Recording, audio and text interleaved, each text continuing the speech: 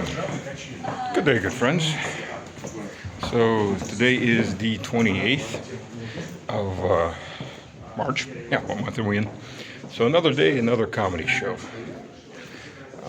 Trump and Vladimir Vladimirovich Putin we're working on a compromise for the grain deal, resurrecting the grain deal. And of course, one of the key points in the Green Deal is that Russian banks, agro-banks, particularly the agro-bank, should be fixed back up onto SWIFT so that we can continue doing business and money transfers can go through.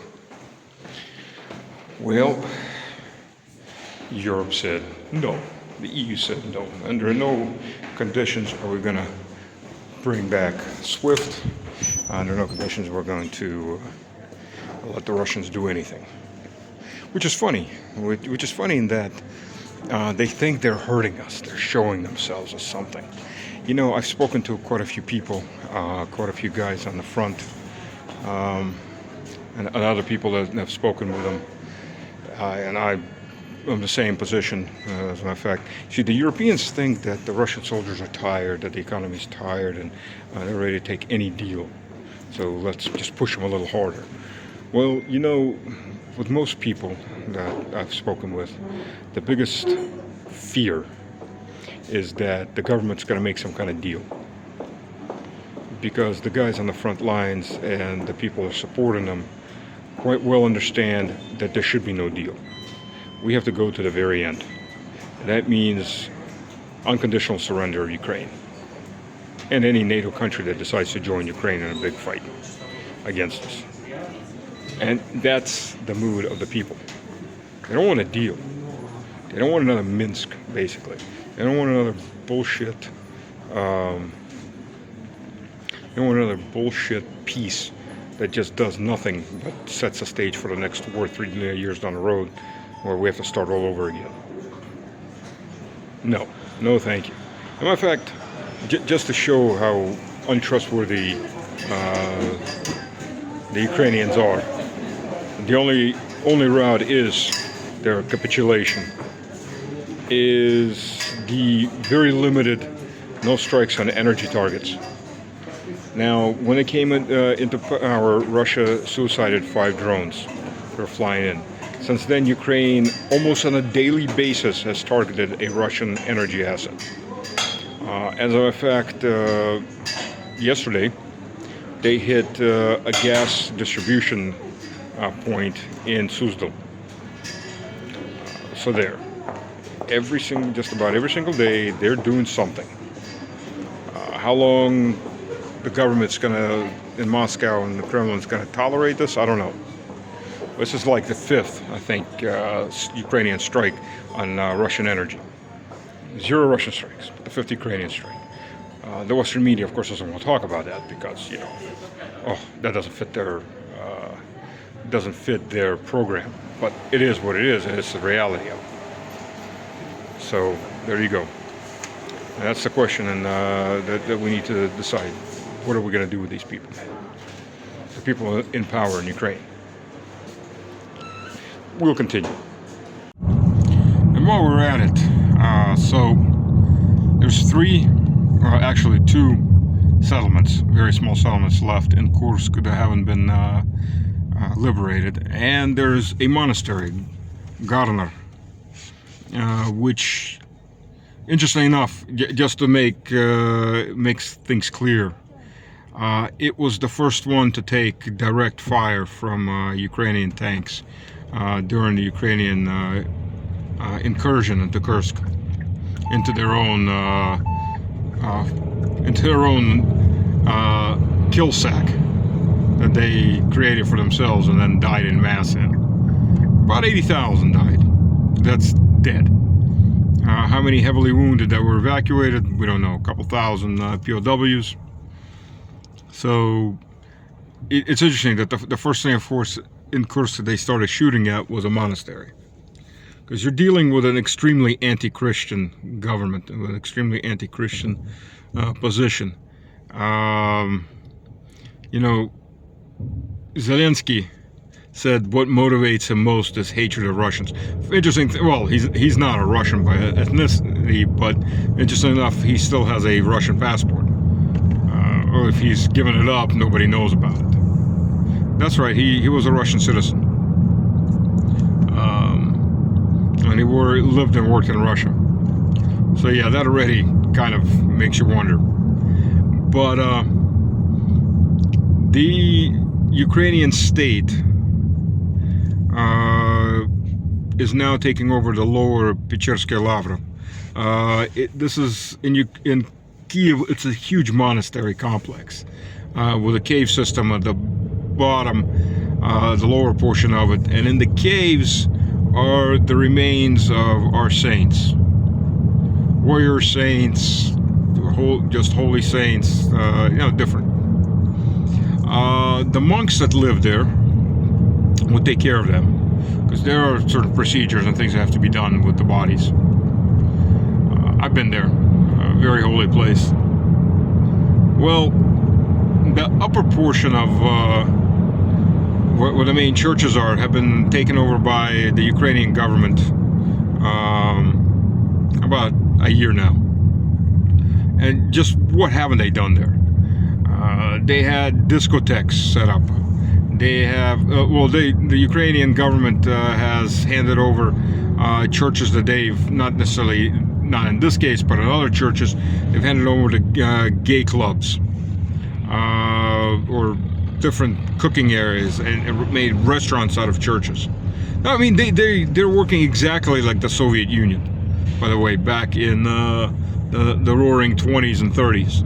That's exactly what the Soviet Union did.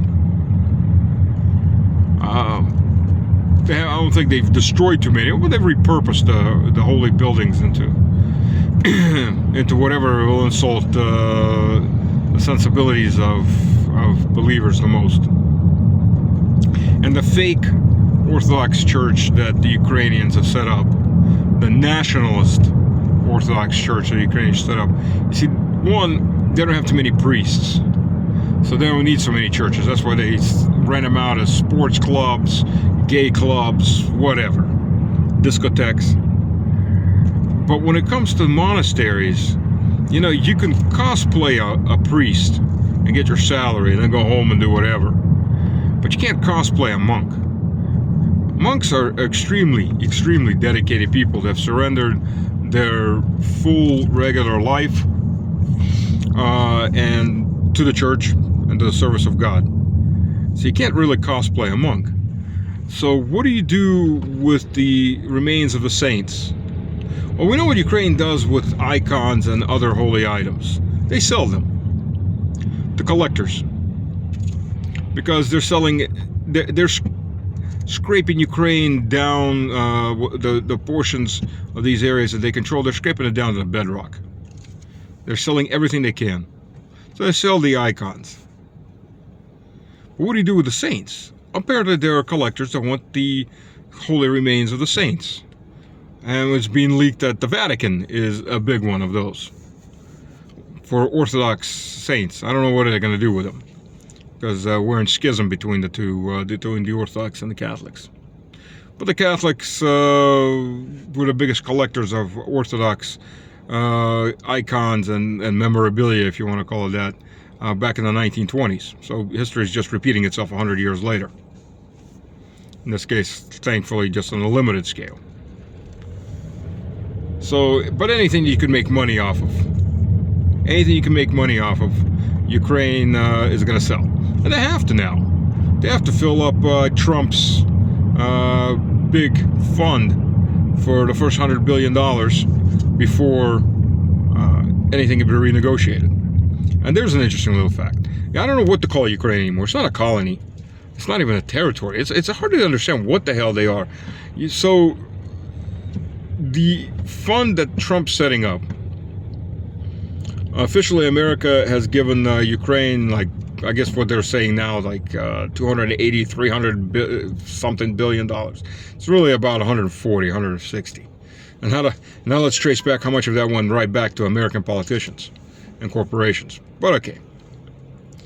And then, and a good chunk of that was for equipment that was 20, 30 years old at today's prices, not at the prices that they paid for it when they got it.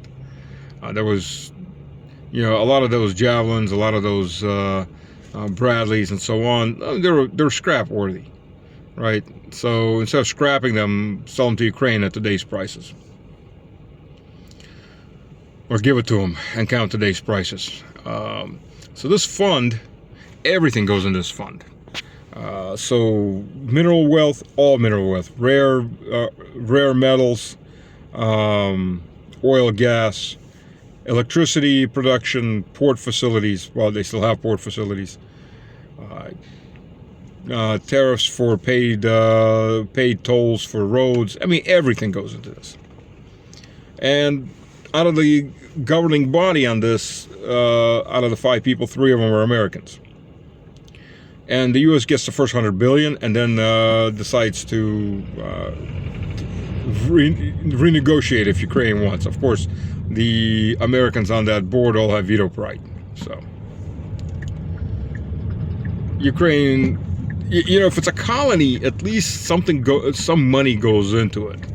If it's slaves on a plantation, they get fed and they get housed and they get clothed for their work.